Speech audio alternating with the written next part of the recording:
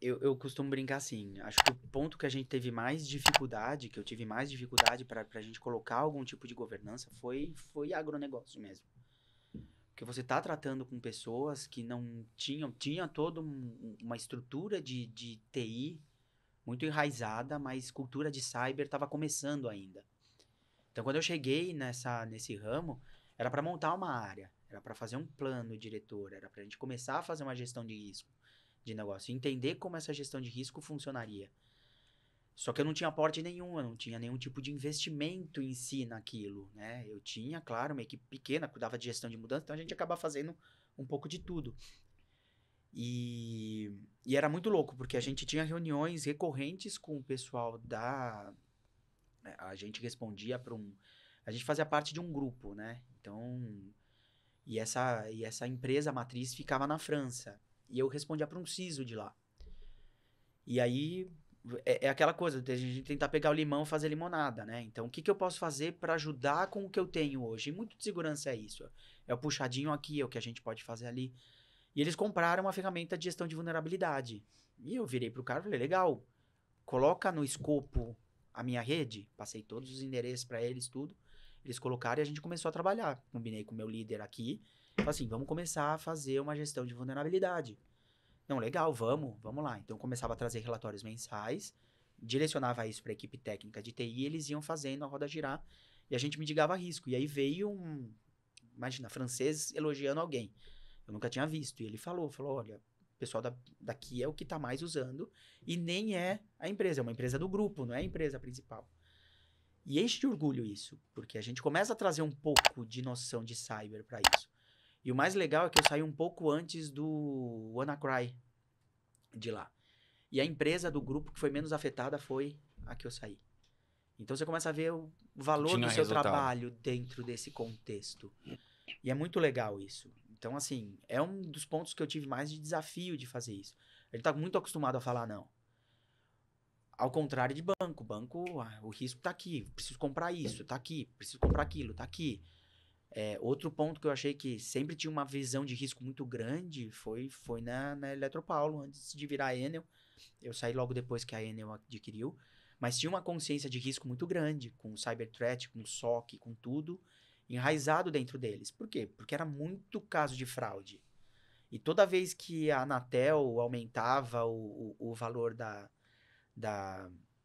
da energia, porque não é uma coisa que é Eletropaulo, quem determina é o órgão regulador. Vinha uma porrada de ataque para o site. Então você começava a ver o quê? Que pessoa às vezes não tem conhecimento. Ah, filha da mãe é a empresa. Não, às vezes não é. Às vezes é quem está Às vezes é alguém controlando. que fez. Então, assim, e um outro que a gente teve que aprender foi a duras penas, mas recompensou muito, foi o ramo da saúde. O ramo da saúde foi uma das coisas mais marcantes para mim de aprendizado, porque eu não tinha orçamento para nada num dia. E aí um hospital do lado foi atacado, sofreu um grande ataque. E eu recebo uma ligação do CEO de lá, meu chefe estava de férias, falando, Júlio, o hospital tal foi atacado. Confirmaram para mim. O que a gente pode fazer? Falei, eu preciso disso, disso, disso. Quanto você precisa? Preciso de tanto só para fazer uma análise de risco. E aí começou a vir o aporte. Porque quando a gente começou a colocar aquilo no papel e passar para o board de um monte de médico de mais de 60 anos, e quando você mostra a primeira vez um gráfico de risco, e a pessoa falava, o que você está fazendo aqui? Eu falei, então, alguém já te mostrou isso alguma vez? Não, nunca mostrou. Então, ó, Estamos aqui. Tem um tô processo de apresentando. catequese forte, né? De Tô apresentando, educação. porque quando você apresenta o risco alto, a pessoa vai falar que a culpa é tua. Então, o que eu te contratei pra cá? Eu falei, então, alguma vez alguém te mostrou isso? Não. Então, tá bom, prazer, ó. Análise de risco, doutor, análise de risco. E aí começaram a entender qual que é o grau de problema disso. O que causou nesse hospital. E depois a gente teve até o ataque do Fleury, por exemplo, que Uhum. aconteceu. E você não vê, você entende como pessoa que usa o Fleury, que você foi até o Fleury, não podemos fazer seu exame hoje porque a gente tá sem sistema. Você pega, liga no Delbone, liga em outro, vai e E vai faz lá teu fazer. exame. Só que tem contratos de hospital diretamente com esse tipo de empresa, de laboratório. Então, você não parou só o Fleury, você parou toda a cadeia de exames de um De hospital, hospital que precisava porque o daquilo. Fleury é o que faz os exames de um hospital X. Então, assim, parou. Ou seja, você não conseguia internar uma pessoa porque você não tinha o resultado do exame. Você não conseguia dar alta para uma pessoa porque você não tinha o resultado do exame. Você não conseguia saber se a pessoa precisava de uma cirurgia de emergência ou não, porque você não tinha o resultado do exame. Então você começa a ver que a cadeia de negócio que você tem em relação a isso não é só o seu mundo, é como o seu mundo afeta outros. E aí você começa a entender qual que é teu grau, qual que é a tua responsabilidade dentro disso. A gente não tá falando da vida só de quem vem no hospital, a gente tá falando da vida de quem usa outros todo serviços um sistema em de volta. saúde que está interligado Então por é vários muito... aspectos. Então, assim, foi uma catequese que a gente fez, sabe, de evangelização, que o pessoal gosta de falar, em relação à segurança da informação dentro desse mundo hospitalar, que eu acho que fez muito bem. E a gente criou grupos de WhatsApp com outros hospitais para trocar ideias, trocar informações. Eu acho que hoje a gente tá o hospital tá num caminho muito bom. Tá muito bom mesmo, tá? Tá entendendo que antes hacker parecia que tinha um código de ética, não atacava o hospital. Agora eles atacam, então não estão nem aí. Então foi nesse. E vai muito da compra. Eu falo que às vezes a empresa que investe mais é aquela empresa que sofreu algum tipo de dano por isso. Ou conhece uma empresa, ou conhece alguém do lado. Muito próximo, né? Muito próximo. Você acha que isso então é necessário? Eu sei que é um mal, vamos colocar assim, mas você acha que às vezes a revolução dentro de um setor é quando alguém grande, alguém relevante... Infelizmente é assim. A gente aprende, é igual filho. Aprende no amor ou na dor. Você vai falar, não põe o dedo na tomada que dá choque. Ele vai lá, põe o dedo na tomada, tomou um choque. Ele nunca mais vai fazer isso. Quando a gente fala isso, não tem como. É o que a gente fala um pouco de ROI. Bom, o que acontece se eu não fizer isso? Ah, vem a LGPD aqui e pode te dar uma multa de 2 milhões. Ah, mas eu posso não tomar a multa de 2 milhões.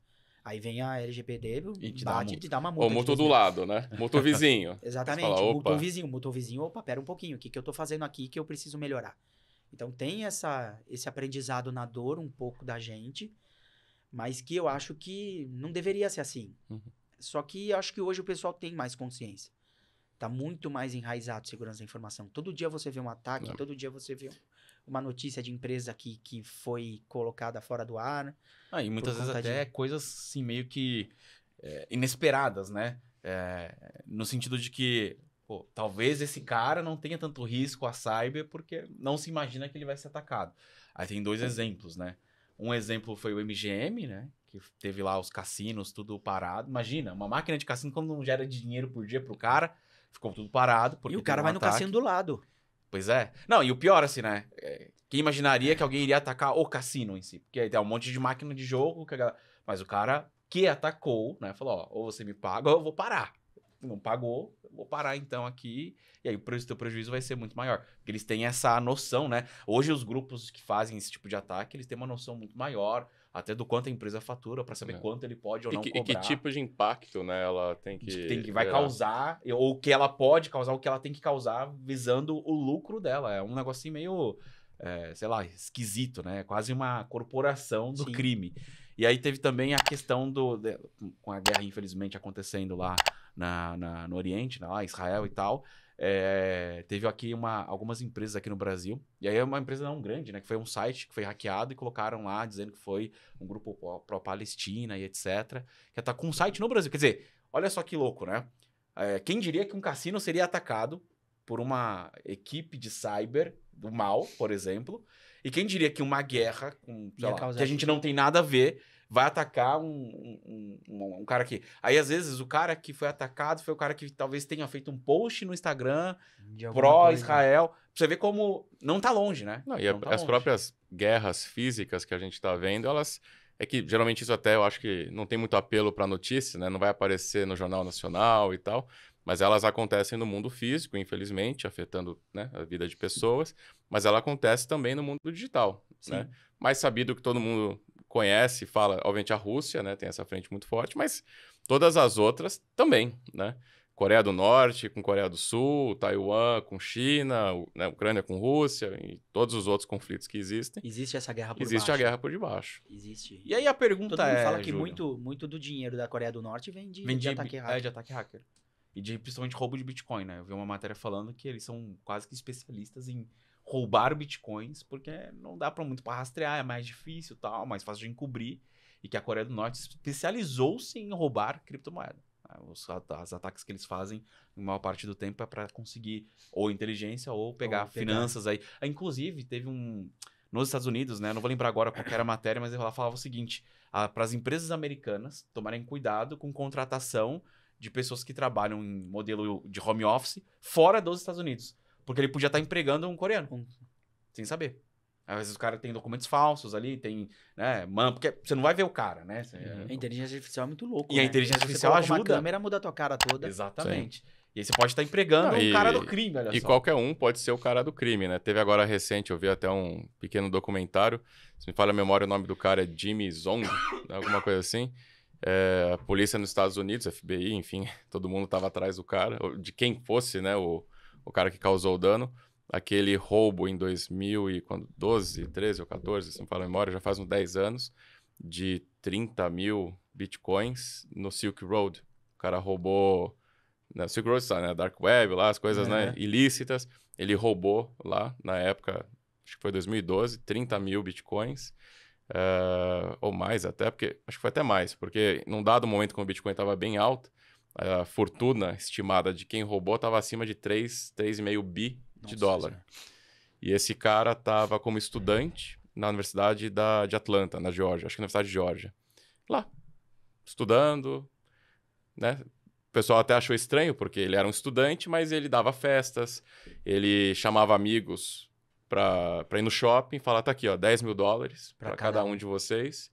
E aí, seus amigos aí já passaram para a polícia, falaram, tá aqui, ó, 10 mil dólares, compra o que você quiser e tal. Ou vamos viajar, eu acabei de alugar um jatinho particular, a gente vai para não sei aonde e volta no domingo. Mas assim, até aí, né, sei lá, tem gente rica no mundo. De algum rico, né? Ele foi pego porque alguém, acho que invadiu a casa dele e roubou algum HD, alguma coisa assim, que tinha 300 mil dólares de Bitcoin, que né, é muita grana, acho que para todos, mas para ele não era nada. Mas ele reportou para a polícia. Aí a polícia conseguiu fazer o tracing, né, back, e viu que ele que roubou lá em 2012. Você vê. Ladrão que rouba ladrão? Ladrão que rouba ladrão. Esse não teve 100 anos de perdão, não. Mas você vê, um cara, né? Você depois dê uma olhada nessa história, o cara... Normal, o cara aqui, né? Inclusive, nos Estados Unidos, para piorar, o cara nem era da Coreia do Norte, nem estava lá, estava ali, nos Estados Unidos e tal, e... Fazendo isso tudo. E a pergunta, Júlio, existe um perfil para esses caras de cyber, né? Dá pra gente tentar identificar algo assim?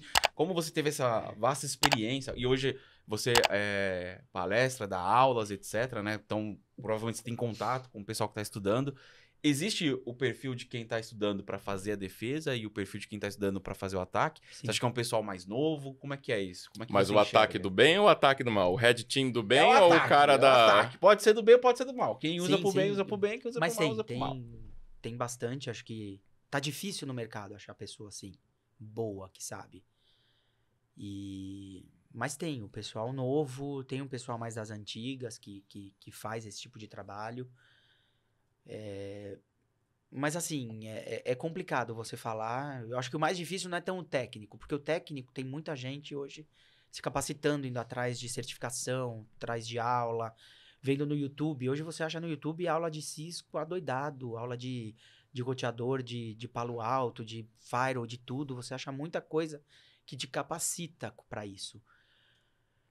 Mas o que eu falo que falta mais ainda é parte de governança. O que a gente sente muita falta é estratégia. Esse cara que consegue traduzir muito do que você faz para entender o negócio e traduzir esse tecniquez para um tático e para uma estratégia, né? Jogar isso para direcionar.